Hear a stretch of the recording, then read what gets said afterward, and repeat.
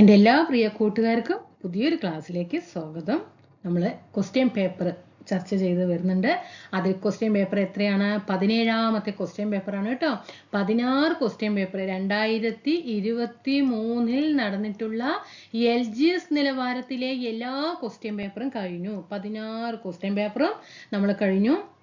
ഇനി നമുക്ക് ടെക്നിക്കൽ ലെവലിൽ കുറച്ച് GK വരാറുണ്ട് അല്ലേ? അതൊക്കെ നോക്കി പോകണം കേട്ടോ. അതൊക്കെ വരും.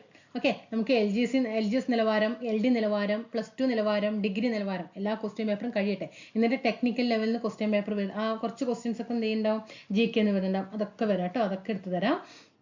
ഇനി നമ്മൾ LGS നിലവാരത്തിലെ 16 ക്വസ്റ്റ്യൻ പേപ്പർ കഴിഞ്ഞിട്ടുണ്ട്. ഇനി നമ്മൾ LDC നിലവാരത്തിൽ എടുക്കുകയാണ്. കഴിഞ്ഞു കേട്ടോ. LGS നിലവാരത്തിൽ കഴിഞ്ഞതിന് ശേഷമാണ് എടുക്കുന്നത്, അല്ലാതെ അത് അവിടെ നിർത്തിയിട്ട് ഇങ്ങോട്ട് വന്നിരിക്കുകയല്ല. LGS 16 ക്വസ്റ്റ്യൻ പേപ്പറും കഴിഞ്ഞു 2023. ഇനി 2023 LD നിലവാരം എടുക്കാം. എന്നിട്ട് +2 നിലവാരം എടുത്തിട്ട് ഡിഗ്രി നിലവാരം കഴിഞ്ഞ ശേഷം 2022 LGS നിലവാരം എടുത്തിട്ട് അതേപോലെ ഈ ഓർഡറിൽ തന്നെ 2022 ചെയ്യാം, 2021 ചെയ്യാം. അപ്പൊ തീർച്ചയായിട്ടും അറിയാത്ത ക്വസ്റ്റ്യൻസ് ഉണ്ടെങ്കിൽ എഴുതി വെക്കണം. വെറുതെ ടിക്ക് ചെയ്ത് പോകുമ്പോൾ ഇതൊക്കെ എനിക്കറിയാം ആർക്കും അറിയില്ല. ഓക്കെ, അപ്പോൾ എന്ത് ചെയ്യാം? നല്ല എക്സ്പേർട്ടുകളായിരിക്കാം. ഓക്കെ, ശരിയാണ്, സമ്മതിച്ചു. പക്ഷേ ഒരാഴ്ച കഴിയുമ്പോൾ ബ്രെയിനാണ് അത്, നമ്മളൊരു മെഷീനൊന്നുമല്ല അതിൽ ഫീഡ് ചെയ്ത് വെക്കാന്ന് പറയാം, അത് മറക്കും. അപ്പൊ അതുകൊണ്ടാണ് പറയുന്നത്, അറിയാത്ത ക്വസ്റ്റ്യൻസ് എഴുതി വെക്കുക, റിപ്പീറ്റേഷൻ വരിക. ഞാൻ മിനിങ്ങാന്നൊരു ക്ലാസ് അല്ലാതെ ഇട്ടിട്ടുണ്ടായിരുന്നു, റിവിഷൻ ചെയ്യണം എന്ന് പറഞ്ഞിട്ടുണ്ടായിരുന്നു. അത്രയും ടോപ്പിക്ക് റിവിഷൻ ചെയ്യാമെന്ന് അത്രയും ചെയ്യാം. ഓക്കെ, നമുക്കപ്പോൾ LD നിലവാരത്തിലെ 1ാമത്തെ ക്വസ്റ്റ്യൻ പേപ്പറാണ്. നമുക്ക് എല്ലാ ക്വസ്റ്റ്യൻ പേപ്പറും എന്ത് ചെയ്യാം? LD നിലവാരത്തിലെ 2023 നടന്നിട്ടുള്ള എല്ലാ ക്വസ്റ്റ്യൻ പേപ്പറും എടുക്കാം കേട്ടോ. അതുപോലെ കേരളം ഭരണ സംവിധാനം ക്ലാസ്സിൽ കഴിയാനേ 2 ക്ലാസ്സോട് കൂടിയിട്ട് കേരളം ഭരണ സംവിധാനം 5 മാർക്ക് ഉറപ്പിക്കണം കേട്ടോ. 5 മാർക്ക് ഉറപ്പിക്കണേ. തരുന്നത് വ്യക്തമാക്കുക. അല്ലാതെ ഇനിയും എക്സ്ട്രാ എക്സ്ട്രാ അങ്ങനെയല്ല ചിന്തിക്കണം. തരുന്നത് വ്യക്തമാക്കി കഴിഞ്ഞാൽ തന്നെ എങ്ങനെ ചോദിച്ചാലും നമുക്ക് എന്ത് ചെയ്യണം? നെഗറ്റീവ് വരാതെ ചെയ്യാൻ കഴിയും. നെഗറ്റീവ് വരാതെ ചെയ്യാൻ കഴിയണമെങ്കിൽ നല്ല രീതിയിൽ റിവിഷനും വേണം, നല്ല രീതിയിൽ പ്രീവിയസ് ക്വസ്റ്റ്യനും വർക്കൗട്ട് ചെയ്യണം. ഓക്കെ, നമുക്ക് ക്ലാസ്സിലേക്ക് പോകട്ടോ. 1ാമത്തെ ക്വസ്റ്റ്യൻ നോക്കിയേ. ആദ്യം ഞാൻ ഇത് പറയുന്ന സമയത്ത് പോസ് ചെയ്തിട്ട് സ്വയം ആൻസർ ചെയ്യാൻ കഴിയുന്നുണ്ടോ എന്ന് 1ാമത്തെ ക്വസ്റ്റ്യന് നിങ്ങൾ നോക്കുക. എന്നിട്ട് മാത്രം എന്ത് ചെയ്താൽ മതി? വീഡിയോ ഓപ്പൺ ആക്കിയാൽ മതി. ഓക്കെ, പട്ടികയിൽ നിന്നും ആദ്യം ഇത് അണ്ടർലൈൻ ചെയ്യാം. നമ്മുടെ ശരി അല്ലാത്തതാണോ ശരിയാണോ എന്നുള്ളത് ആദ്യം അണ്ടർലൈൻ ചെയ്യാം. ശരി അല്ലാത്തതാണ് തിരഞ്ഞെടുക്കാൻ പറഞ്ഞിരിക്കുന്നത്. ഇതിൽ നോക്കിക്കേ, ഇവിടെ 1ാമത്തേലെ ആൻസർ A ആണ് വരുന്നത്. ഏതാണ് A പറഞ്ഞ? ഇതല്ല കേട്ടോ, ഓൺലി 4. കണ്ടോ, ഓൺലി 4 ഇതാണ് ഇവിടെ ആൻസർ വരുന്നത്. ഇങ്ങനെ ക്വസ്റ്റ്യൻ വരുമ്പോഴും നമുക്ക് എക്സാം ഹാളിൽ ഒരു വൈബ്രേഷൻ വരും. ഓൺലി നമ്മളിപ്പോൾ ആൻസർ ഓൺലി A ആണല്ലേ? A കണ്ടോ, അതിപ്പോൾ A വരുന്നത് ഏതാണ്? 1ാമത്തേലെ. വേഗം അങ്ങോട്ട് പോയിട്ട് ക്ലിക്ക് ചെയ്യും. അങ്ങനെയൊക്കെ അബദ്ധങ്ങളൊക്കെ ഒരുപാട് പേർക്ക് സംഭവിച്ചതായിട്ട് എൻ്റെ പരിചയത്തിൽ തന്നെ നമുക്ക് അറിയാവുന്ന കാര്യങ്ങളാണ്. അപ്പോൾ അത് ശ്രദ്ധിക്കണം കേട്ടോ. ഇങ്ങനെ ഒരു ഓപ്ഷൻ വരുമ്പോഴും നമ്മളൊരു ക്വസ്റ്റ്യൻ വരുമ്പോൾ ശ്രദ്ധിക്കണം. ആനന്ദമഠം ബങ്കിം ചന്ദ്ര ചാറ്റർജിയുടെ വന്ദേമാതരം എടുത്തിട്ടുള്ളത് ആനന്ദമഠം എന്ന നോവലിൽ നിന്നാണെന്ന്. നമ്മൾ LGS നിലവാരത്തിൽ തന്നെ ഈ 16 ക്വസ്റ്റ്യൻ പേപ്പറിൽ ആ ക്വസ്റ്റ്യൻ ഉണ്ടാവും. ആനന്ദമഠം എന്ന നോവലിൽ നിന്നാണ് ബങ്കിം ചന്ദ്ര ചാറ്റർജി എന്ത് എഴുതിയിരിക്കുന്നത്? വന്ദേമാതരം എഴുതിയിരിക്കുന്നത് അല്ലെ? ഏതാണ്? ബംഗാൾ അല്ലെ? ആനന്ദമഠം, ബങ്കിം ചന്ദ്ര ചാറ്റർജി, ബംഗാൾ. ഇതെന്താണ്? ശരിയായിട്ടുള്ളതാണ്. അറിയില്ലെങ്കിൽ ഇത് എഴുതി വെക്കണം. നീൽ ദർപ്പൺ എന്ന നാടകം ദീനബന്ധു മിത്രൻ്റെതാണ്, ബംഗാളാണ്. ശരിയാണ്. ഗീതാഞ്ജലി രവീന്ദ്രനാഥ ടാഗോറാണ്, ബംഗാളാണ്. ശരിയാണ്. രംഗഭൂമി പ്രേംചന്ദ്, ബംഗാളല്ല കേട്ടോ. രംഗഭൂമി പ്രേംചന്ദ്, ബംഗാളല്ല. അപ്പൊ ഇവിടെ ആൻസർ ഏതാണ്? ഇതാണ് ശരിയല്ലാത്ത പ്രസ്താവന. 2ാമത്തെ ക്വസ്റ്റ്യൻ നോക്കിയേ. താഴെ പറയുന്നവയിൽ ഏതു പ്രസ്ഥാനമാണ് ജൂതർക്ക് രാജ്യം സ്ഥാപിക്കുക എന്ന ലക്ഷ്യത്തോടെ രൂപീകരിക്കപ്പെട്ടത്? സിയോണിസ്റ്റ് പ്രസ്ഥാനമാണ്. 2ാമത്തെ ആൻസർ ആണ് ഇവിടെ കറക്റ്റ്. 2 എന്ന വരുന്ന ഓപ്ഷൻ ഏതാണ്? B ആണ് അല്ലേ? ഓൺലി 2. സിയോണിസ്റ്റ് പ്രസ്ഥാനമാണ് ജൂതർക്ക് രാജ്യം സ്ഥാപിക്കുക എന്ന ലക്ഷ്യത്തോടെ രൂപീകരിക്കപ്പെട്ടത്. പുരുഷന് യുദ്ധമാണെങ്കിൽ സ്ത്രീക്ക് എന്താണ്? മാതൃത്വം അല്ലെ? പുരുഷന് യുദ്ധം എന്ന് പറയുന്നത് സ്ത്രീക്ക് എന്താണ്? മാതൃത്വം പോലെയാണ്. ആരുടെ വാക്കുകളാണ്? മുസോളിനിയുടേതാണ് കേട്ടോ. 3ാമത്തെ ആൻസർ ഏതാണ്? 3ാമത്തെ ആൻസർ C ആണ്. ഓൺലി 2. മുസോളിനി. പുരുഷന് ഇത് SCRT-യിൽ കിടക്കുന്നതാണ് കേട്ടോ. കേരളത്തിന്റെ രാഷ്ട്രീയ ചരിത്രത്തിൽ ചേര രാജാക്കന്മാരുടെ പ്രാധാന്യം വ്യക്തമാക്കുന്ന പ്രധാനപ്പെട്ട ചരിത്ര സ്രോതസ്സുകളിൽ ഒന്നാണ്. ചേര രാജാക്കന്മാരുടെ പ്രാധാന്യം വ്യക്തമാക്കുന്ന ചരിത്ര സ്രോതസ് ഏതാണ് എന്ന ചോദ്യം. ആൻസർ എ ആണ്, ഓൺലി 1. പതിറ്റുപത്ത്. പതിറ്റുപത്ത് വീണ്ടും റിപ്പീറ്റേഷൻ വരും. ഇത് SCRT-യിൽ കിടക്കുന്നതാണ്. ചേര രാജാക്കന്മാരുടെ പ്രാധാന്യം വ്യക്തമാക്കുന്ന ഏതാണ്? പതിറ്റുപത്ത്. ഏതാണ്? പതിറ്റുപത്ത്. ഇനി 11-ാം നൂറ്റാണ്ടിൽ, ഏതാണ്? 11 കേട്ടോ. 11-ാമത്തെ നൂറ്റാണ്ടിൽ രചിക്കപ്പെട്ട ഈ ഗ്രന്ഥം ഇന്ത്യയിലെ തന്നെ ഒരു പ്രധാനപ്പെട്ട വംശീയ വലി ചരിതമാണ്. 5-ാമത്തെ ആൻസർ ബി ആണ്, ഓൺലി 2. മൂഷക വംശ മഹാകാവ്യം. അതുലന്റെ അല്ലേ, അതുലന്റെയാണ് മൂഷക വംശ മഹാകാവ്യം. അതാണ് 11-ാം നൂറ്റാണ്ടിൽ രചിക്കപ്പെട്ടിട്ടുള്ളത്. അതൊരു പ്രധാനപ്പെട്ട വംശീയ വലി ചരിതമാണ്, മൂഷക വംശ മഹാകാവ്യം. നമ്മൾ പ്രാചീന ചരിത്രം നമ്മുടെ സിലബസിൽ എവിടെയെങ്കിലും പറയുന്നുണ്ടോ? ഇല്ല. പക്ഷേ LD നിലവാരത്തിലൊന്നും പറയുന്നില്ല അല്ലെ. പക്ഷെ ക്വസ്റ്റ്യൻ കണ്ടോ, SCRT ആണിത്. SCRT ആയതുകൊണ്ട് അവിടെ പ്രാചീന ഹിസ്റ്ററി നോക്കിയില്ല, മോഡേൺ ഹിസ്റ്ററി നോക്കിയില്ല. ഓക്കെ, അവരെന്ത് ചെയ്തു? ആ ക്വസ്റ്റ്യൻ എടുത്തിട്ട് നമുക്ക് എന്തെങ്കിലും പറയാൻ പറ്റുമോ? ഒന്നും പറയാൻ പറ്റില്ല. നമുക്കൊന്നും പ്രതികരിക്കാനും പറ്റില്ല. കാരണം അതിന്റെ താഴെ അവർ അഡ്വാൻസ് ആയിട്ട് എന്താണ് പറയാ, മുൻകൂർ ജാമ്യം എടുത്തു വെച്ചിട്ടുണ്ട് അല്ലെ. ഇതിനനുസരിച്ച് ക്വസ്റ്റ്യൻ പേപ്പർ വരും എന്നുള്ളത് താഴെ തന്നെ റെഡ് മാർക്കിൽ നമുക്ക് കാണാൻ കഴിയും. ഒരു സിലബസ് പ്രസിദ്ധീകരിക്കുമ്പോഴാണെങ്കിൽ അല്ലെങ്കിൽ ഒരു നോട്ടിഫിക്കേഷൻ പ്രസിദ്ധീകരിക്കുമ്പോഴാണെങ്കിലും നമുക്കൊന്നും ചെയ്യാൻ കഴിയില്ല. അതുകൊണ്ട് SCRT-യിലുള്ളതെങ്കിലും എന്ത് ചെയ്യുക? പ്രാചീന ചരിത്രം ഇങ്ങനെയുള്ള കാര്യങ്ങളൊക്കെ ഒന്ന് നോട്ട് ചെയ്ത് വെക്കണം. പരസ്പര ബന്ധമില്ലാത്തത് തിരിച്ചറിയുക. ബന്ധം എന്താണ്? ഇല്ലാത്തത് തിരിച്ചറിയാനാണ് പറയുന്നത്.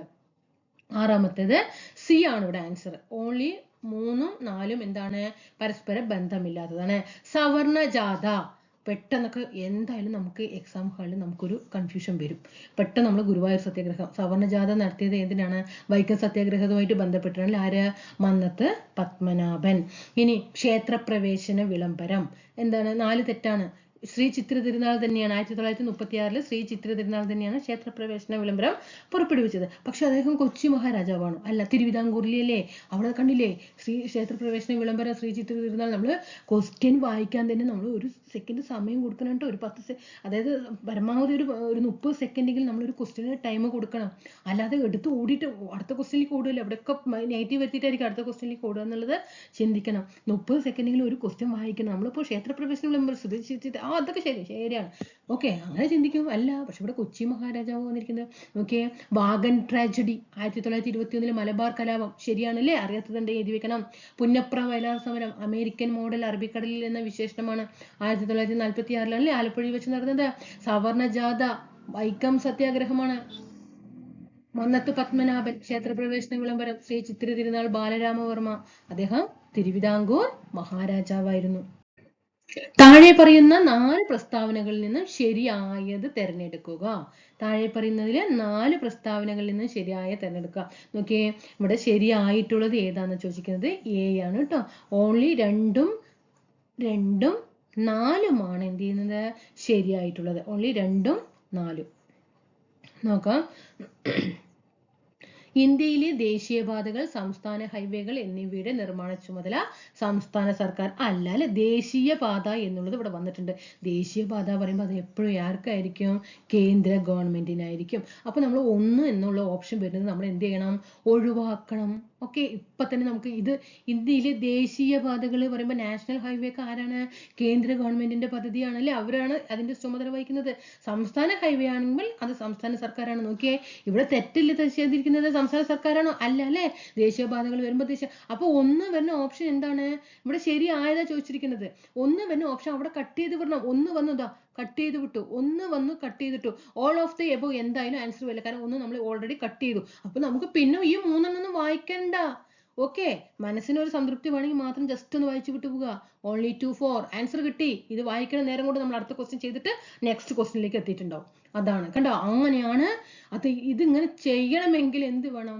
സിലബസ് പക്കയായിട്ട് പഠിച്ചിരിക്കണം, റിവിഷൻ ചെയ്തിരിക്കണം. സിലബസ് കംപ്ലീറ്റ് ആക്കി പറഞ്ഞിട്ട് ഞാനെല്ലാം സിലബസ് കംപ്ലീറ്റ് ആക്കി, എൻ്റെ ഫ്രണ്ടും കംപ്ലീറ്റ് ആക്കി, അടുത്ത വീട്ടിൽ അവരും കംപ്ലീറ്റ് ആക്കി, ഞാനും കംപ്ലീറ്റ് ആക്കി.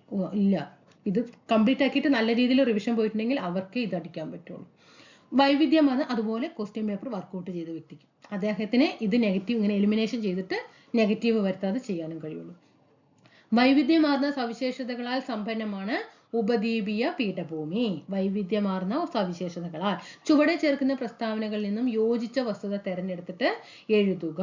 8ാമത്തെ ആൻസർ വരുന്നത് സി ആണ് കേട്ടോ. 1, 2, 3.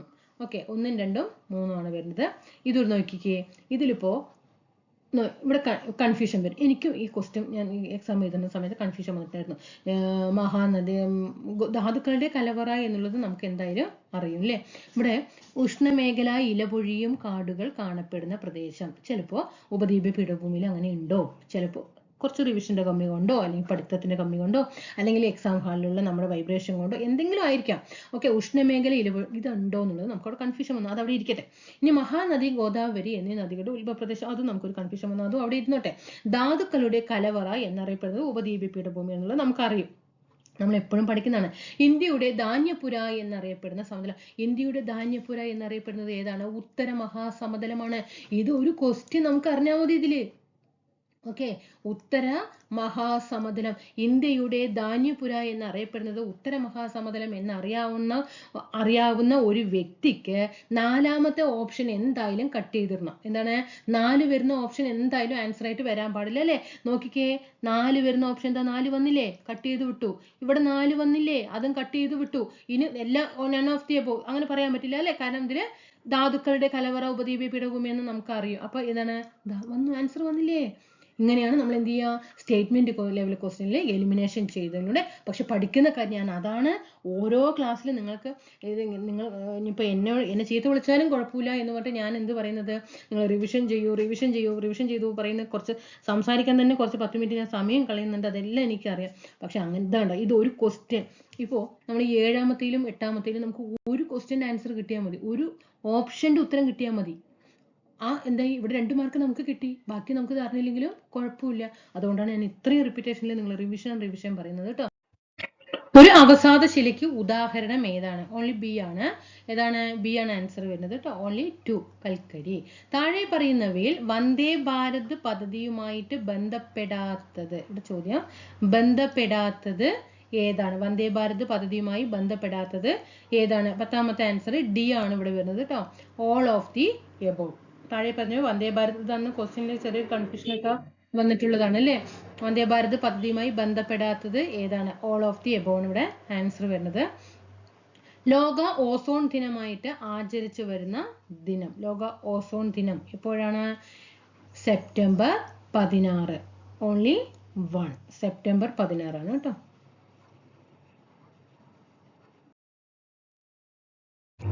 നെക്സ്റ്റ്, നെൽകൃഷിയുമായി ബന്ധപ്പെട്ട പ്രസ്താവനകൾ തിരഞ്ഞെടുക്കുക. നെൽകൃഷിയുമായിട്ട് ബന്ധപ്പെട്ടതാണ് പറഞ്ഞിരിക്കുന്നത്. ഏതൊക്കെയാണ് ഇവിടെ ആൻസർ ആയിട്ട് വരുന്നത്? ഇവിടെ എ ആണ്, ഓൾ ഓഫ് ദി എബോവ്. ഒരു ഖാരിഫ് വിള, അത് ശരിയാണ് അല്ലേ. ഇന്ത്യയിലെ മുഖ്യ വിളകളിൽ ഒന്നാണ് നെല്ല്, അതും ശരിയാണ്. അപ്പോൾ 1ഉം 2ഉം എന്തായാലും ആൻസർ ആയിട്ട് വരണം. എക്കൽ മണ്ണാണ് നെൽകൃഷിക്ക് അനുയോജ്യം, അത് നമുക്കറിയാം. എന്താണ്?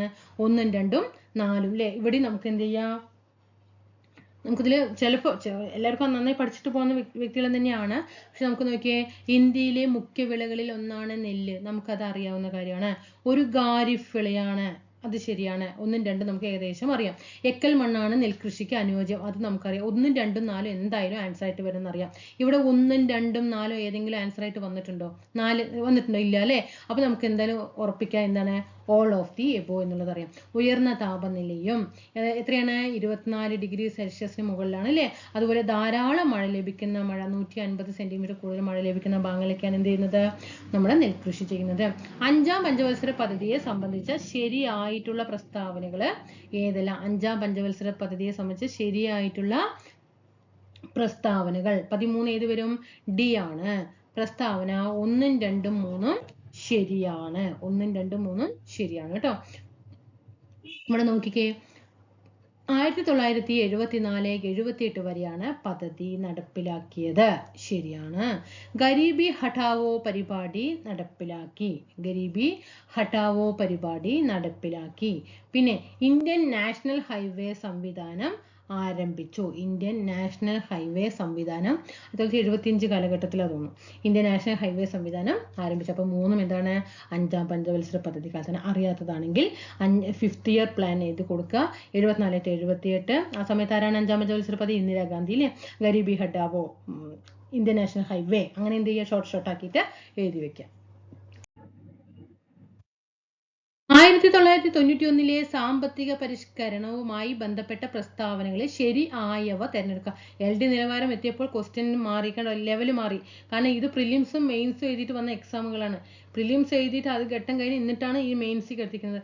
ഇനിയപ്പോൾ പ്രിലിംസ് ഇല്ല, ഒരു പണി നമുക്ക് എന്തായാലും അടുത്ത് വരും. അപ്പോൾ നമ്മൾ എന്ത് ചെയ്യണം, ഇതിനേക്കാൾ എക്സ്ട്രാ ഇതായിട്ട് എന്ത് ചെയ്യണം, നമ്മൾ ഓരോ വിഷയങ്ങൾ പഠിച്ചു മാറ്റേണ്ടതുണ്ട്. ഇനി 1991 സാമ്പത്തിക പരിഷ്കരണവുമായി ബന്ധപ്പെട്ട പ്രസ്താവനകളിൽ ശരിയായവ ഏതെല്ലാം? 14ാമത് ആൻസർ വരുന്നത് എ ആണ് കേട്ടോ. പ്രസ്താവന 1ഉം 2ഉം ശരിയാണ്, 3 ശരിയല്ല. 1ഉം 2ഉം ശരിയാണ് എന്ന് പറയുന്നുണ്ട് അല്ലേ. എന്തൊക്കെയാണ്?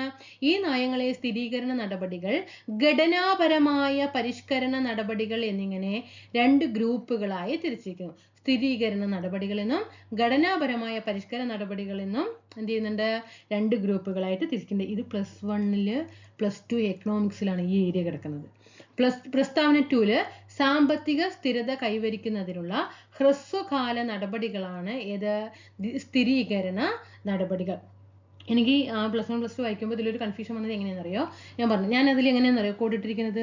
ഇപ്പോൾ 2 നടപടികൾ ഉണ്ടല്ലോ, സ്ഥിരീകരണ നടപടിയും ഘടനാപരമായ നടപടിയും. അപ്പോൾ ഒന്ന് ദീർഘകാല പരിപാടിയാണ്, ഒന്ന് ഹ്രസ്വകാല നടപടിയുമാണ്. ഒന്ന് ഹ്രസ്വകാല നടപടിയും ഒന്ന് ദീർഘകാല നടപടിയാണ്. അപ്പോൾ ദീർഘകാലം എന്ന് എഴുതുമ്പോൾ നമ്മൾ എങ്ങനെ എഴുതുക? ദീർഘ ഗ അല്ലെ, ഇങ്ങനെ ദീർഘ എന്നല്ലേ എഴുതുക. അപ്പൊ നോക്കി, ഇവിടെ ഘടനാപരമായ ഗ വന്നു, കണ്ടോ? ഇതെന്താണ്? ഇതും ഗ, ഇതും ഗ. അപ്പോൾ ഘടനാപരമായ പരിഷ്കരണ നടപടിയാണ് ദീർഘകാല നടപടി എന്ന് പഠിച്ചു വെച്ചു. അപ്പൊ നമുക്ക് ഓട്ടോമാറ്റിക്കായിട്ട് പിന്നെ മറ്റത് പഠിക്കണ്ടല്ലോ, അത് ഹ്രസ്വകാലം ആയിരിക്കുമല്ലോ. ഘടനാപരമായ പരിഷ്കരണ നടപടികളാണ് ദീർഘകാല നടപടികൾ. ഇങ്ങനെയൊക്കെ ചെയ്യുമ്പോഴാണ് എന്ത് ചെയ്യുന്നത്, നമുക്ക് പല വിഷയങ്ങളും വീണ്ടും റിവിഷൻ ചെയ്യാതെ തന്നെ എന്ത് ചെയ്യുന്നുണ്ട്, നമുക്ക് മെമ്മറിയിൽ വെക്കാൻ പറ്റുള്ളൂ. ഇനി 2 സാമ്പത്തിക സ്ഥിരത കൈവരിക്കുന്നില്ല ഹ്രസ്വകാല നടപടികളാണ് സ്ഥിരത.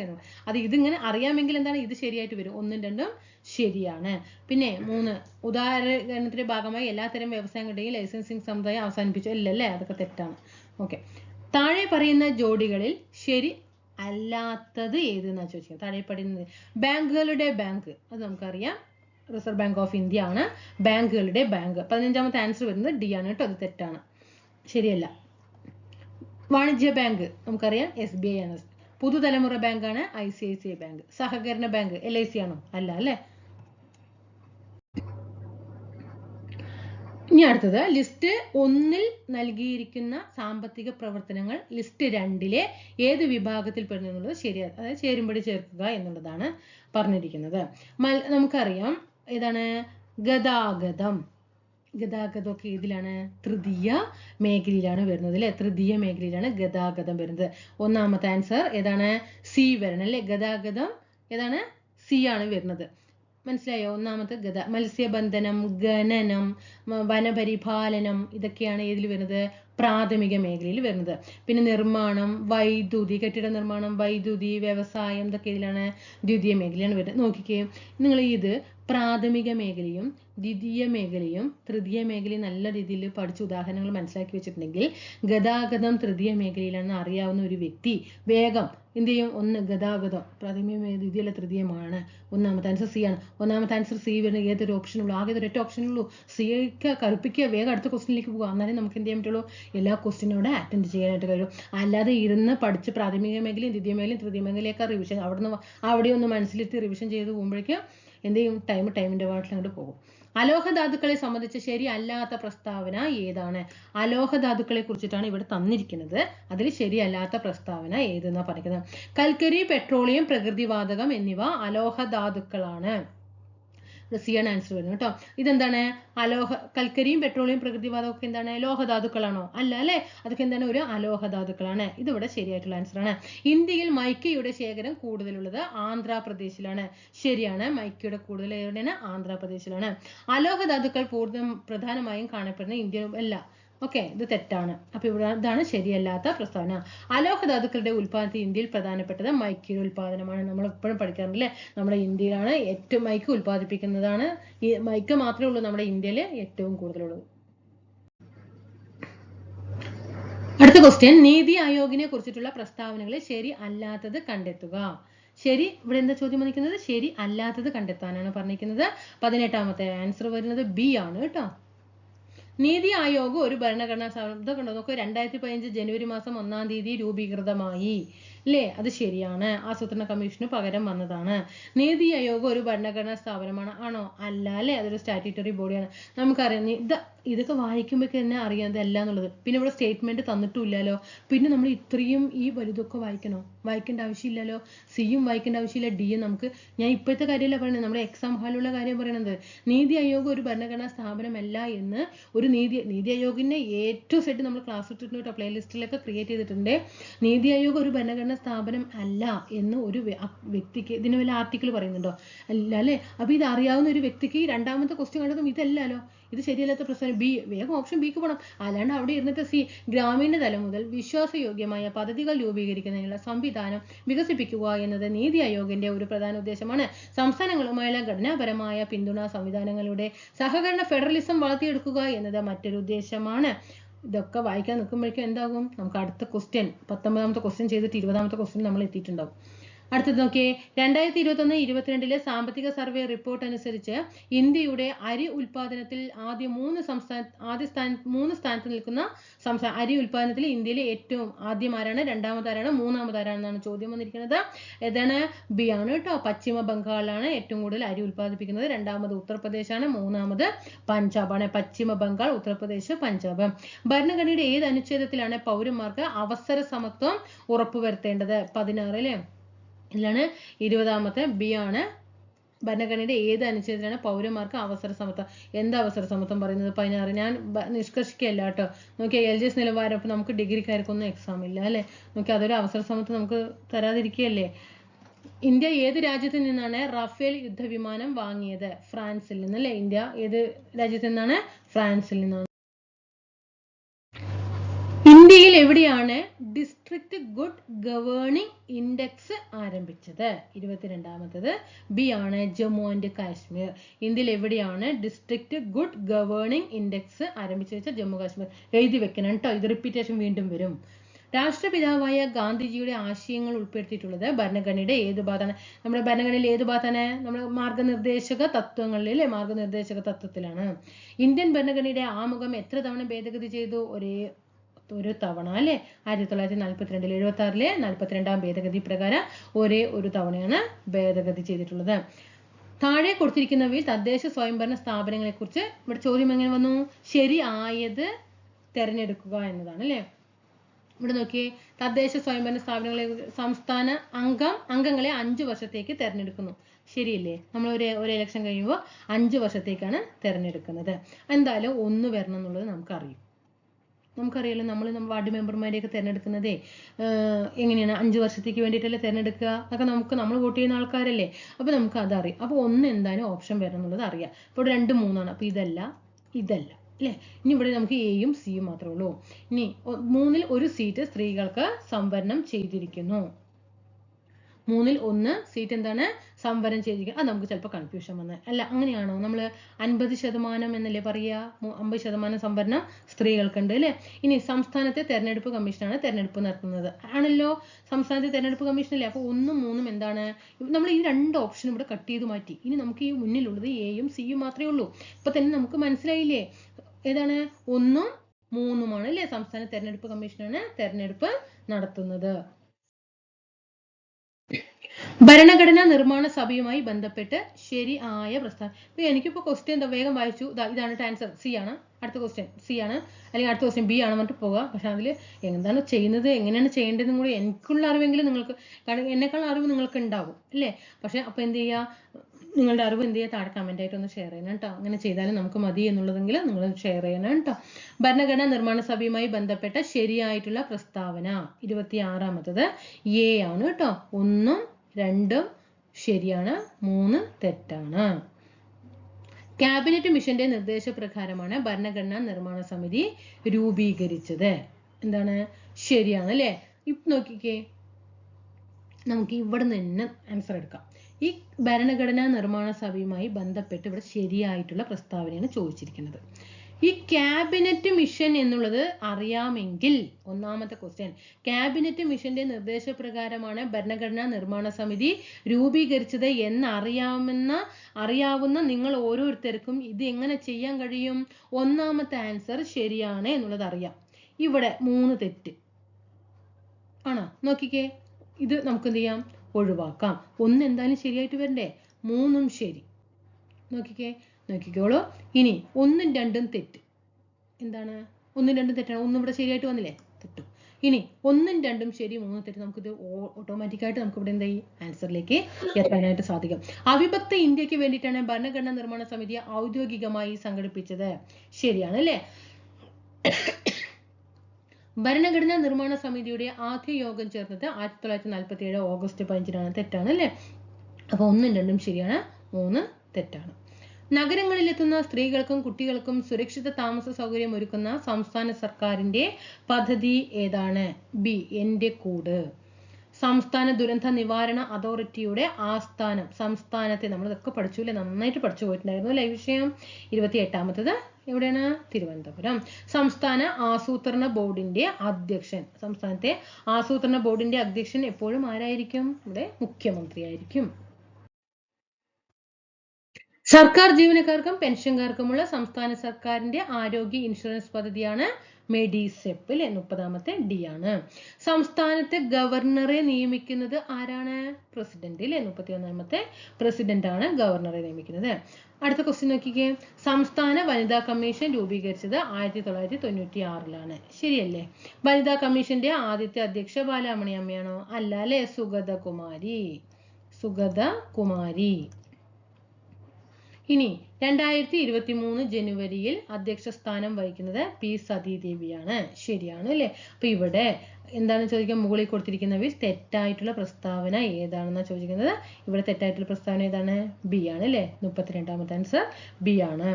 ചുവടെ കൊടുത്തിട്ടുള്ളവയിൽ 2022 സംസ്ഥാന മനുഷ്യാവകാശ കമ്മീഷൻ, അതായത് ഇപ്പോഴത്തെ മനുഷ്യാവകാശ കമ്മീഷൻ ആര് എന്നാണ് ചോദ്യം വന്നിരിക്കുന്നത്? ആന്റണി ഡൊമിനിക്. 34. നെഫ്രൈറ്റിസ് മനുഷ്യ ശരീരത്തിലെ ഏത് അവയവത്തെ ബാധിക്കുന്ന രോഗമാണ്? നെഫ്രൈറ്റിസ് ഏതാണ്? വൃക്ക അല്ലെ? താഴെ കൊടുത്തിരിക്കുന്നവയിൽ പിത്തരസത്തെ കുറിച്ച് തെറ്റായിട്ടുള്ള പ്രസ്താവന, തെറ്റാണ് ചോദിച്ചിരിക്കുന്നത്. തെറ്റായിട്ടുള്ള പ്രസ്താവനകൾ ഏത്? 35 സി ആണ്. 1ഉം 3ഉം തെറ്റാണ്. പിത്തരസം ഏതാണ്? കരളാണ് അല്ലെ ഉൽപ്പാദിപ്പിക്കുന്നത് അല്ലെ? കരളാണ് ഉൽപ്പാദിപ്പിക്കുന്നത്. അപ്പൊ നോക്കിയേ, ഇവിടെ ഓപ്ഷൻ നമുക്ക് ഇവിടെയും കട്ട് ചെയ്യാം. തെറ്റായ പ്രസ്താവന ഏത്?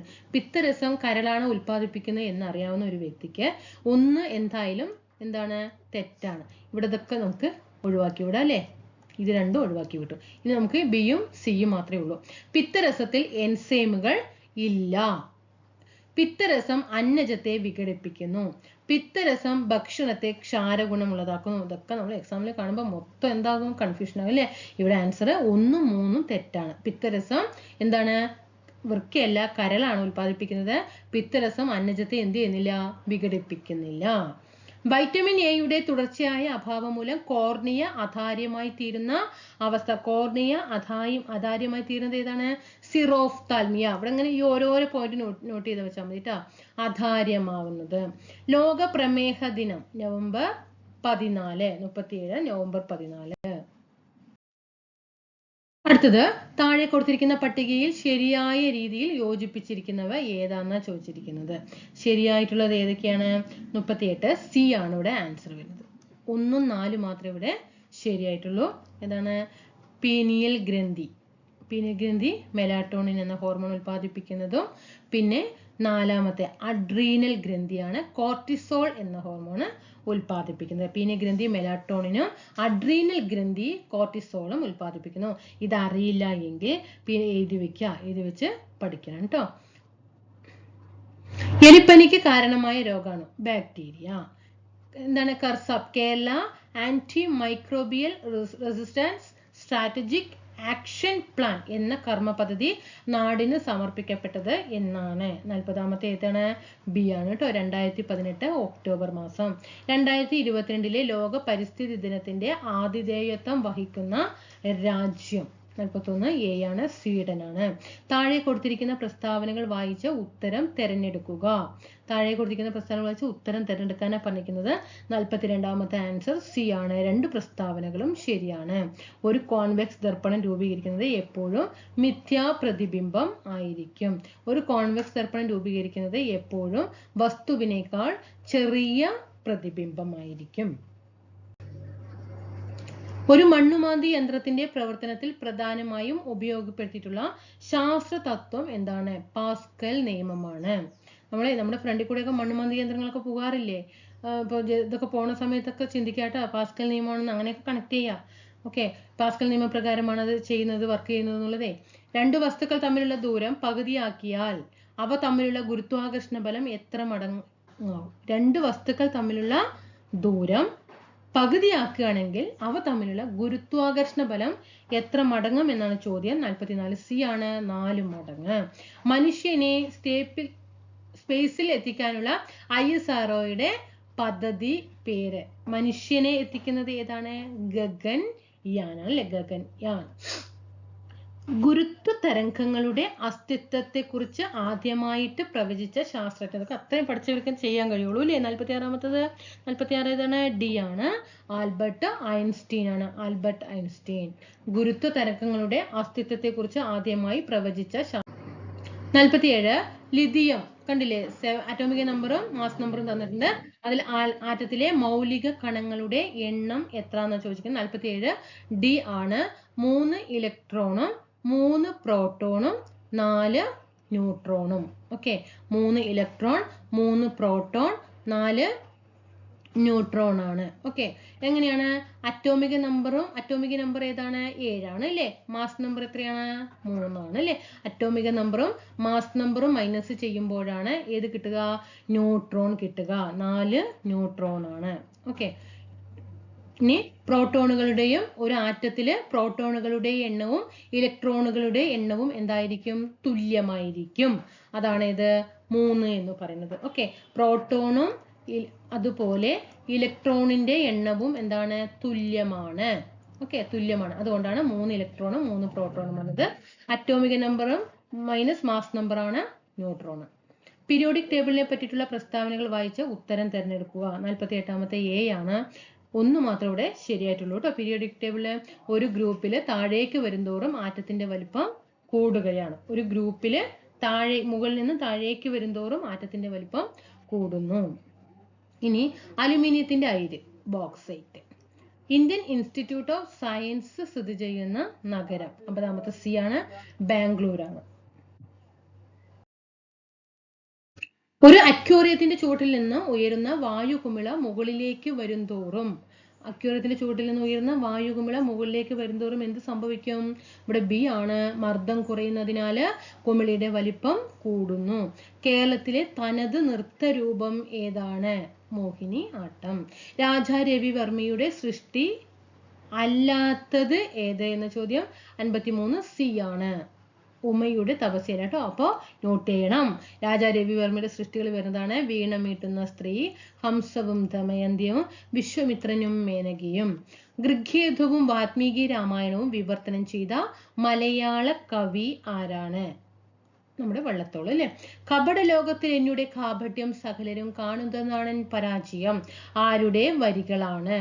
ബി ആണ്, കുഞ്ഞുണ്ണി മാഷിന്റേതാണ്. ചാണക്യന്റെ അർത്ഥശാസ്ത്രത്തിൽ ചൂർണി എന്ന് വിളിക്കപ്പെടുന്ന നദി ഏതാണ്? പെരിയാറ്. ക്രിക്കറ്റിന്റെ ഉത്ഭവം ഏതു രാജ്യത്താണ്? നമുക്കറിയാലോ, ഇംഗ്ലണ്ടിലാണ്. 57ാമത്തത് സി, ഇംഗ്ലണ്ട്. ആരുടെ ആത്മകഥയാണ് തുടിക്കുന്ന താളുകൾ? ആരുതാണ്? ചങ്ങമ്പുഴ. വർദ്ധിച്ചു വരുന്ന ഓൺലൈൻ കുറ്റകൃത്യങ്ങളെയും ചൂഷണങ്ങളെയും കുറിച്ച് കുട്ടികളെ പഠിപ്പിക്കുകയും സംരക്ഷിക്കുകയും ചെയ്യുക എന്ന ലക്ഷ്യത്തോടെ കേരള പോലീസ് ബച്ചുപ്പൻ ബച്ചാവോ ആന്തോളനുമായി ചേർന്നിട്ടാണ്. ചിലപ്പോൾ നാളെ ഈ ഒരു ക്വസ്റ്റ്യൻ വീണ്ടും റിപ്പീറ്റ് ചെയ്യും. ഏത് പദ്ധതിയുമായിട്ട് ചേർന്നിട്ടാണ് ഈ പദ്ധതി വന്നു ചോദിച്ചാൽ ബച്ചുപ്പൻ ബച്ചാവോ ആന്തോളനുമായി ചേർന്ന് കൈലാഷ് സത്യാർത്ഥിയുടെ കേട്ടോ. നടപ്പിലാക്കിയ പദ്ധതിയുടെ പേര് എന്താണ്? 59ാമത്തെ ബി ആണ് കൂട്ട്. നമുക്ക് ഇതൊക്കെ ഓപ്ഷൻ നോക്കി. ചൈൽഡ് ലൈൻ അതൊരു ഹെൽപ്പ് ലൈൻ നമ്പർ അല്ലേ. അമ്മ മനാസ് അങ്ങനെ വരാൻ വഴിയില്ല അല്ലെ. ദിശ അത് നമുക്കറിയാം 1056 ഹെൽപ്പ് ലൈൻ നമ്പർ വരുന്നത് അല്ലേ. അപ്പൊ നമുക്ക് കൂട്ട് കണ്ടോ. അതൊക്കെ നമുക്ക് എന്ത് ചെയ്യാം, ഒരു ട്രിക്കിലൂടെ എടുക്കാം. കമ്പ്യൂട്ടർ വിഭവങ്ങൾ ഉപയോഗിച്ച് ആൾമാറാട്ടം നടത്തിയാൽ IT ആക്ട് 2008 ഏത് സെക്ഷൻ പ്രകാരമാണ് ശിക്ഷ നടപ്പിലാക്കുന്നത്? ആൾമാറാട്ടം ഏതാണ്? 60ാമത്തെ സി ആണ്. 66D. അപ്പോൾ എനിക്കിത് കൺഫ്യൂഷൻ വരുമ്പോൾ നോക്കിക്കേ, ഇവിടെ ഇത് ഞാൻ ഇങ്ങനെ കണക്ട് ചെയ്തിരിക്കുന്നു. നോക്കിയേ, ആൾമാറാട്ടം കണ്ടോ. ഇവിടെ ഒരു ഡിയുടെ ഒരു മോഡൽ കണ്ടോ. ഡി എങ്ങനെയാണ് നമ്മൾ ഇങ്ങനെയല്ലേ വരിക, ഇങ്ങനെയല്ലേ ചെയ്യുന്നത് കണ്ടോ. അതേപോലെ ഈ ഒരു സിമ്പിൾ ഇങ്ങനെ മനസ്സിൽ വെച്ചിരിക്കുകയാണ്. ഓക്കെ, എന്നിട്ട് ഈ 66Dക്ക് അങ്ങോട്ട് എന്ത് ചെയ്യുക, 66 എന്നുള്ളത് മനസ്സിലാക്കി വെച്ചാൽ മതി. ചിലപ്പോൾ സാധാരണ തരുമ്പോൾ 66A, B, F എന്നൊക്കെ പറഞ്ഞിട്ട് തരാറുണ്ട്. അപ്പോൾ 66D ആണ് കേട്ടോ ആൾമാറാട്ടം. ഞാനിങ്ങനെ ഒരു പിക്ചർ ഇങ്ങനെ മനസ്സിൽ കണ്ടിരിക്കണം, ഒരു ഡി പോലെ ഇങ്ങനെ. ഓക്കെ, ഇന്ത്യയിൽ ദേശീയ സൈബർ സുരക്ഷാ ബോധവൽക്കരണ മാസം ഏതാണ്? 61A ആണ്. ഒക്ടോബർ ആണ് സൈബർ സുരക്ഷാ ബോധവൽക്കരണ മാസം. കമ്പ്യൂട്ടറിലേക്ക് അക്ഷരങ്ങള്, ചിഹ്നങ്ങള്, സംഖ്യകൾ എന്നിവ ടെക്സ്റ്റ് രൂപത്തിൽ ഇൻപുട്ട് ചെയ്യുവാൻ ഉപയോഗിക്കുന്ന ഉപകരണം. 62 നമുക്കറിയാം. ഏതിലെ ടൈപ്പ് ചെയ്താൽ പോകുക? കീബോർഡിൽ അല്ലെ. ഏത് തരംഗങ്ങളാണ് ബ്ലൂടൂത്ത് സംവിധാനത്തിൽ ഉപയോഗിക്കുന്നത്? 63C ആണ്. റേഡിയോ തരംഗം. ബ്ലൂടൂത്തില് റേഡിയോ തരംഗം. ബ്ലൂടൂത്ത് ഒക്കെ നിങ്ങൾ ഹെഡ്സെറ്റ് ഒക്കെ ഇട്ടിട്ട് ബ്ലൂടൂത്ത് ഒക്കെ നിങ്ങൾ ഓപ്പൺ ആക്കിയിട്ട് ഇതൊക്കെ ചെയ്യുന്നുണ്ടെങ്കിൽ അപ്പം നിങ്ങൾ ചിന്തിക്കണം റേഡിയോ തരംഗം ഉപയോഗിച്ചിട്ടാണ് ഇതൊക്കെ ഇങ്ങനെ കേൾക്കാൻ കഴിയുന്നത് ചിന്തിക്കണം കേട്ടോ. 64 പ്രസ്താവന എ നോക്കിക്കേ. നിയമസഭാ സ്പീക്കറുടെ കൈവശമുള്ള ഒരു വിവരവും വിവരാവകാശ നിയമപ്രകാരം ലഭ്യമാക്കേണ്ടതില്ല. പാർലമെന്റിന്റെയോ സംസ്ഥാന നിയമസഭകളുടെയോ പ്രത്യേകം അവകാശങ്ങളുടെ ലംഘനത്തിന് കാരണമായേക്കാവുന്ന വിവരങ്ങൾ പൗരന് വെളിപ്പെടുത്തി കൊടുക്കുന്നതിൽ നിന്ന് ഒഴിവാക്കപ്പെട്ടിരിക്കുന്നു. 64ാമത്തെ ഡി ആണ് ആൻസർ. എ തെറ്റാണ്, പക്ഷേ 6 ശരിയാണ് അല്ലേ. അതായത് രഹസ്യ വിവരങ്ങൾ നിയമസഭയിലും പാർലമെന്റിന്റെ ഒക്കെ അവർക്ക് എന്തെങ്കിലും ലംഘനങ്ങൾ വരുന്ന രീതിയിലുള്ള വിവരങ്ങൾ പരസ്യപ്പെടുത്തോ ഇല്ല അല്ലെ. അപ്പൊ എന്തായാലും ഇവിടെ എന്താണ് 6 എന്താണ് ശരിയാണ് അല്ലെ. 6 ശരിയാണ്. പക്ഷെ നിയമസഭാ സ്പീക്കറുടെ കൈവശമുള്ള ഒരു വിവരവും കൊടുക്കാതിരിക്കാൻ അങ്ങനെ ഇല്ല അല്ലെ. അത് നമുക്ക് അത് തന്നെ അറിയാം, അത് തെറ്റാണെന്നുള്ളത് മനസ്സിലാക്കാൻ കഴിയും. അപ്പൊ എ തെറ്റാണ്, 6 ശരിയാണ്. താഴെ പറയുന്ന പ്രസ്താവനകളിൽ തെറ്റായ പ്രസ്താവനകൾ തിരഞ്ഞെടുക്കുക. ഏതാണ്? 65 ആൻസർ വരെ ചെയ്തു നോക്കണം. ആദ്യം ചെയ്തു നോക്കണേ. 65ാമത്തെ സി ആണ്. 3 തെറ്റാണ് കേട്ടോ. 3 ഇത് തെറ്റാണ്. അപ്പൊ ശരിയായിട്ടുള്ളത് എന്തൊക്കെയാണ്? ഉപഭോക്തൃ സംരക്ഷണ നിയമം, പുതുക്കിയ ഉപഭോക്തൃ സംരക്ഷണ നിയമം 2019-20 ജൂലൈ 20 മുതൽ പ്രാബല്യത്തിൽ വന്നു. 1 എന്താണ് ഇവിടെ ശരിയായിട്ടുള്ള ആൻസർ ആണ്. ഉപഭോക്തൃ സംരക്ഷണ നിയമം 2019 മധ്യസ്ഥത തർക്ക പരിഹാര സംവിധാനത്തെ കുറിച്ച് പ്രതിപാദിക്കുന്നുണ്ട്. 1ഉം 2ഉം ശരിയാണ്. നോക്കിയേ, ഇവിടെ ഈ 3ാമത്തെ കണ്ടില്ലേ, ഇ കൊമേഴ്സ് പ്ലാറ്റ്ഫോമുകൾ. നമ്മൾ 1986 ആദ്യമായിട്ട് ഉപഭോക്തൃ സംരക്ഷണ നിയമം നിലവിൽ വന്നത്. അന്ന് ഇ കൊമേഴ്സ് അതിൽ ഉൾപ്പെടുത്തിയിട്ടുണ്ടായിരുന്നില്ല. ഇ കൊമേഴ്സ് അതായത് ഈ വ്യാപാരം ഇപ്പൊ ഓൺലൈനാണല്ലോ, അത് ആദ്യം 1986 ഉൾപ്പെടുത്തിയിട്ടുണ്ടായിരുന്നില്ല. പക്ഷെ 2019 ഭേദഗതി വരുത്തിയില്ലേ, അതിൽ ഇ കൊമേഴ്സ് എന്ത് ചെയ്തു? ഉൾപ്പെടുത്തി. ഇതാണ് പഠിക്കാം കണ്ടോ. ഇങ്ങനെ പഠിക്കുമ്പോൾ നമുക്ക് ഈ ക്വസ്റ്റ്യന് എന്ത് ചെയ്യാൻ പറ്റും? ആൻസർ ചെയ്യാൻ കഴിയും. ഇനി 66ാമത്തെ ക്വസ്റ്റ്യൻ നോക്കി. 66ാമത്തെ ബി ആണ് കേട്ടോ. എക്സിനും വൈക്കും തുല്യമായിട്ടാണ്. ഇത് വായിക്കുന്നില്ല, നിങ്ങളൊന്ന് എന്ത് ചെയ്യുക, വായിക്കുമ്പോൾ മൊത്തം ആണും പെണ്ണും അമ്മയും അച്ഛനൊക്കെ ആയിട്ട് മാറും. ഒന്ന് സമാധാനമായിട്ട് ഒന്ന് എടുത്ത് വായിച്ചിട്ട് അങ്ങനെ ചെയ്യേണ്ട ക്വസ്റ്റ്യൻ ആണ് കേട്ടോ. ഇവിടെ ആൻസർ എക്സിനും വൈക്കും തുല്യമായിട്ടാണ്. 67 ഗാർഹിക പീഡനത്തിൽ നിന്നും സ്ത്രീകളെ സംരക്ഷിക്കാനുള്ള നിയമം 2005 19ാം വകുപ്പ് പ്രകാരം മജിസ്ട്രേറ്റ് പുറപ്പെടുവിക്കുന്ന താമസ ഉത്തരവ് പ്രകാരം ഏതൊക്കെ നിവർത്തികളാണ് പരാതിക്കാരിക്ക് ലഭ്യമായിട്ടുള്ളത്? ഇവിടെ ആൻസർ വരുന്നത് ഡി ആണ്. എയും ബിയും മാത്രമാണ് ഇവിടെ എന്ത് ചെയ്യുന്നത്? നിവർത്തിയുള്ള പരാതിക്കാരിക്ക് ലഭ്യമായിട്ടുള്ളത്. എയും ബിയും നോക്കി ക്യാൻസർ എന്തൊക്കെയാണ് വരികയെന്ന് നോക്കാം. പരാതിക്കാരിക്ക് നിയമപരമായിട്ട് അവകാശം ഇല്ലെങ്കിലും എതിർകക്ഷിക്കൊപ്പം പങ്കുപാർത്ത വീട്ടിൽ നിന്ന് ഒഴിപ്പിക്കുകയോ താമസിക്കുന്നത് ശല്യം ചെയ്യുകയോ ചെയ്യുന്നതിന് വിലക്കിയുള്ള ഉത്തരവ്. പങ്കുപാർത്ത വീട്, അതായത് അവർ താമസിക്കുന്ന വീടുണ്ടല്ലോ, അത് വിൽക്കുന്നതിനോ കൈമാറ്റം ചെയ്യുന്നതിനോ മറ്റേതെങ്കിലും വിധത്തിൽ അന്യാധീനപ്പെടുത്തുന്നതിനോ എതിർകക്ഷി ശ്രമിക്കുന്നതിനെ വിലക്കാനുള്ള ഉത്തരവ്. അതായത് ഇവിടെ എന്താ പറഞ്ഞിരിക്കുന്നത്, ഒരു ഗാർഹിക പീഡനം, ഒരു സ്ത്രീ ഒരു കല്യാണം കഴിച്ചു കൊടുത്ത വീട്ടില് ഒരു ഗാർഹിക പീഡനം അനുഭവിക്കുന്നുണ്ട് എങ്കിൽ, അല്ലെങ്കിൽ ഗാർഹിക പീഡനം എന്ന് പറയുമ്പോൾ കല്യാണം കഴിച്ചു കൊടുത്ത വീട്ടിൽ നിന്നല്ല സ്വന്തം വീട്ടിലാണെങ്കിലും അത് തന്നെ എന്ത് തന്നെയാണ്, ഗാർഹിക പീഡനമാണ് അല്ലെ. ഇതിൽ എന്താ പറയുന്നത്, ഇപ്പോ ആരാണോ നമ്മളെ ശല്യം ചെയ്യുന്നത്, ഇപ്പൊ ഞാൻ ഒരു വീട്ടിൽ താമസിക്കുന്നുണ്ട്, അപ്പൊ എന്നെ ഈ വീട്ടിലുള്ളവരെ ശല്യം ചെയ്യുന്നുണ്ട് എങ്കിൽ എന്താണ്, ശല്യം ചെയ്യുകയോ പിന്നെ എന്നെ ഇവിടുന്ന് ഒഴിപ്പിക്കാൻ വേണ്ടി ശ്രമിക്കുകയോ ഇവിടുന്ന് എന്നെ ഇറക്കാനുള്ളതോ ഒന്നും എന്താ പറ്റില്ല, ആ എതിർകക്ഷിക്ക് പറ്റില്ല. എന്നെ ശല്യം ചെയ്യാവുന്ന ആൾക്ക് പറ്റില്ല. എൻ്റെ സ്വന്തം താല്പര്യപ്രകാരം എനിക്ക് ഇറങ്ങിപ്പോകും. പക്ഷെ എന്നെ ഒരിക്കലും ഞാൻ ഈ താമസിക്കുന്ന വീട്ടിൽ നിന്ന് എന്ത് ചെയ്യാൻ പറ്റില്ല, ഇറക്കി വിടാനോ അല്ലേ ഇവിടെ ഒഴിപ്പിക്കാനോ താമസിക്കുന്നതിന് ഇനി ഇവിടെ ഞാൻ താമസിക്കുന്ന സമയത്ത് എന്നെ ശല്യം ചെയ്യാനൊന്നും ഇവിടെയുള്ളവർക്ക് പറ്റില്ല. പിന്നെ ഞാൻ ഇവിടെ ഇരിക്കുന്ന സമയത്ത് തന്നെ അവരെന്ത് ചെയ്യാണ്, ഈ വീട് വിൽക്കാനും ഒന്നുമില്ലെങ്കിൽ വീടൊക്കെ വിൽക്കാനുള്ള ശ്രമം നടത്തുക.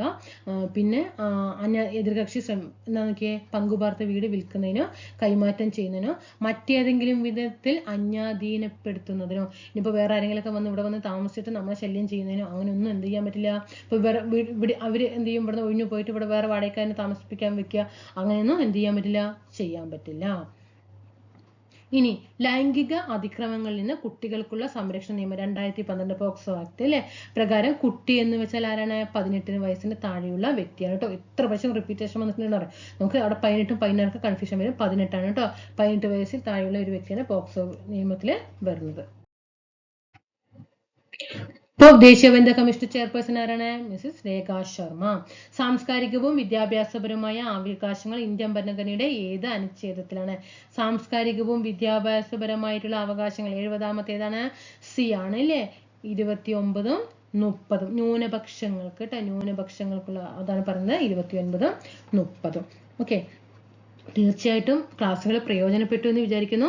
ഇന്നിപ്പോൾ നമ്മൾ LD നിലവാരത്തിലുള്ള ക്വസ്റ്റ്യൻ പേപ്പർ സ്റ്റാർട്ട് ചെയ്തിട്ടുണ്ട്. ഇതേപോലെ ഇഷ്ടംപോലെ വരും കേട്ടോ. LD നിലവാരത്തിൽ തന്നെ 10ാം ക്ലാസ് ലെവൽ എല്ലാം കഴിയട്ടെ, എന്നിട്ട് നമുക്ക് +2 ഡിഗ്രി ഒക്കെ എടുക്കാം.